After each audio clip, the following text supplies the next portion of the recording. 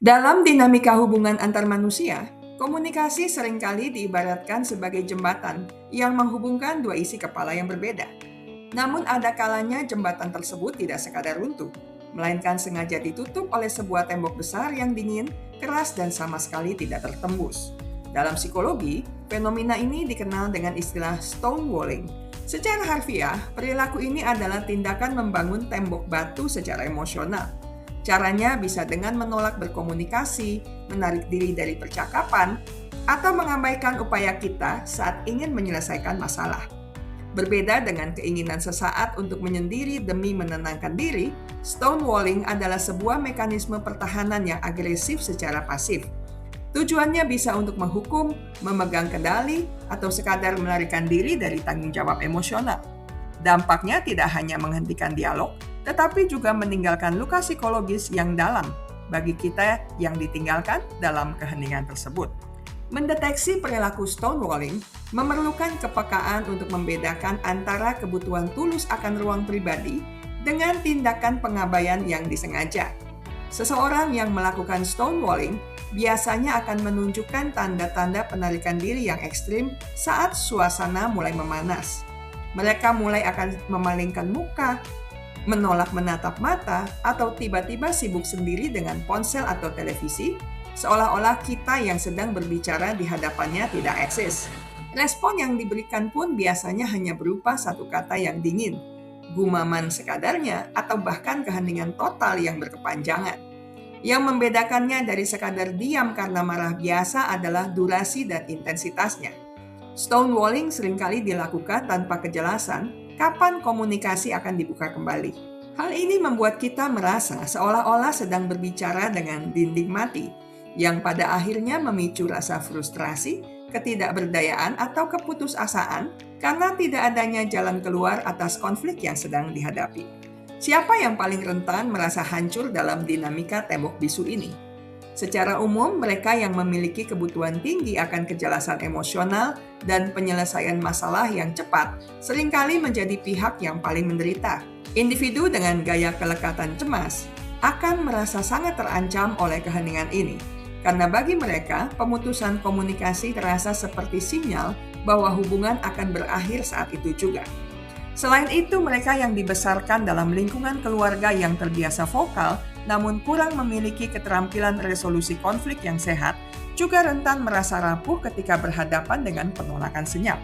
Di sisi lain, pelaku stonewalling sendiri sebenarnya seringkali adalah individu yang sedang merasa kewalahan secara fisiologis, sebuah kondisi yang disebut flooding. Pada titik ini, detak jantung dan emosi mereka meningkat begitu tajam, sehingga satu-satunya cara untuk bertahan adalah dengan mematikan semua sensor komunikasi. Namun jika tidak ada niat baik untuk kembali dan menyelesaikan masalah setelah tenang, mekanisme pertahanan ini berubah menjadi senjata yang merusak kesehatan mental pasangannya. Dampak stonewalling terhadap kesejahteraan psikologis adalah salah satu yang paling merusak dalam kategori perilaku toksik. Ketika kita mulai terus-menerus diabaikan dalam situasi konflik, kita mulai meragukan nilai diri sendiri dan validitas perasaan kita. Rasa kesepian yang akut justru muncul saat kita berada tepat di samping pasangan sendiri. Secara fisiologis, stres akibat ketidakpastian yang sengaja diciptakan ini dapat memicu peningkatan hormon kortisol, gangguan kecemasan, hingga kelelahan emosional yang mendalam. Inilah mengapa menjaga dan merawat kesehatan mental harus menjadi prioritas yang tidak bisa ditawar. Menyadari bahwa kesehatan mental adalah tanggung jawab pribadi, membantu kita memahami bahwa kita tidak berhak dibiarkan menderita dalam keheningan yang menghukum. Jiwa yang sehat adalah modal utama bagi kita untuk membedakan mana dinamika konflik yang wajar dan mana perilaku manipulatif yang bertujuan untuk meruntuhkan harga diri kita. Jika Anda menyadari bahwa Anda sedang berada di posisi korban dari perilaku stonewalling, langkah pertama yang harus diambil adalah berhenti mengejar pelaku saat mereka sedang menarik diri. Mengejar seseorang yang sedang membangun tembok hanya akan membuat mereka semakin mempertebal pertahanannya, dan sebaliknya membuat Anda semakin merasa terhina dan lelah. Alih-alih menuntut perhatian dengan intensitas yang sama, Cobalah untuk mundur selangkah dan tenangkan diri Anda sendiri terlebih dahulu. Sampaikan dengan nada datar dan tenang bahwa Anda siap berdiskusi kembali ketika mereka sudah siap. Namun tetapkan pula batasan waktu yang jelas bagi diri Anda sendiri. Jika perilaku mendiamkan ini telah menjadi pola yang menetap dan tidak ada niat dari pihak pelaku untuk memperbaiki cara berkomunikasi atau mencari bantuan profesional, maka Anda harus mulai mempertimbangkan apakah hubungan tersebut masih layak dipertahankan. Menjaga jarak yang aman atau memutuskan hubungan seringkali menjadi satu-satunya jalan untuk menyelamatkan sisa-sisa kedamaian hidup yang Anda miliki. Merawat kesehatan mental dalam menghadapi situasi ini juga berarti mengisi kembali tangki emosional Anda dari sumber-sumber lain yang jauh lebih sehat. Jangan biarkan seluruh hidup dan pikiran Anda berputar hanya pada upaya memecahkan tembok yang dibangun orang lain.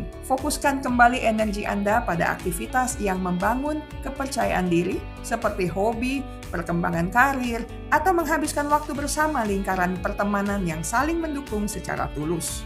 Bantuan dari seorang psikolog atau konselor pernikahan bisa menjadi jembatan yang sangat efektif jika kedua belah pihak masih memiliki komitmen yang sama untuk memperbaiki komunikasi. Namun jika Anda harus berjuang sendirian, konseling individu akan sangat membantu Anda membangun kembali ketangguhan mental agar tidak mudah runtuh oleh keheningan orang lain. Anda perlu memeluk pemahaman bahwa suara, pemikiran, dan keberadaan Anda layak untuk didengar dan diajak berdiskusi secara dewasa. Kita perlu mengingat kembali bahwa komunikasi adalah oksigen dalam setiap bentuk hubungan. Tanpanya, ikatan emosional akan mati secara perlahan. Stonewalling pada hakikatnya adalah tindakan menutup aliran oksigen tersebut. Oleh karena itu, pengenalan terhadap emosi sendiri dan edukasi mengenai cara berkomunikasi yang sehat menjadi sangat penting. Kita harus belajar mengenali kapan kita merasa kewalahan dan berani meminta izin untuk beristirahat sejenak dari perdebatan, bukannya langsung menutup pintu komunikasi rapat-rapat tanpa penjelasan. Menghormati kesehatan mental sendiri berarti juga menghormati kebutuhan komunikasi yang setara. Dengan memiliki mental yang stabil dan sehat, kita akan memiliki standar yang tinggi terhadap bagaimana kita ingin diperlakukan dalam sebuah hubungan. Pada akhirnya, hidup ini terlalu singkat untuk dihabiskan dengan berbicara pada tembok yang menolak untuk terbuka.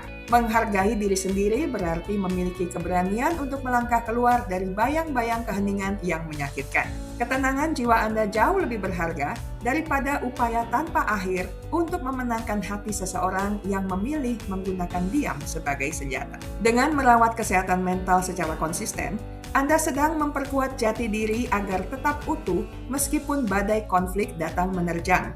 Teruslah berinvestasi pada pertumbuhan diri dan kedamaian batin, karena di dalam jiwa yang tenang terdapat kekuatan besar untuk menciptakan kehidupan yang penuh dengan hubungan yang jujur, terbuka, dan bermartabat.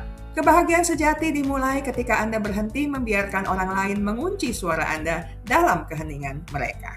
Saya selesai sampai di sini. Kita akan berjumpa lagi minggu depan dengan video menarik lainnya. Terima kasih untuk kesetiaan Anda bersama channel Bahas Psikologi. Jika Anda merasa video ini bermanfaat, silakan like, share, dan subscribe ke channel ini untuk mengakses konten menarik lainnya. Ingat baik-baik, kesehatan mental Anda sangat berharga.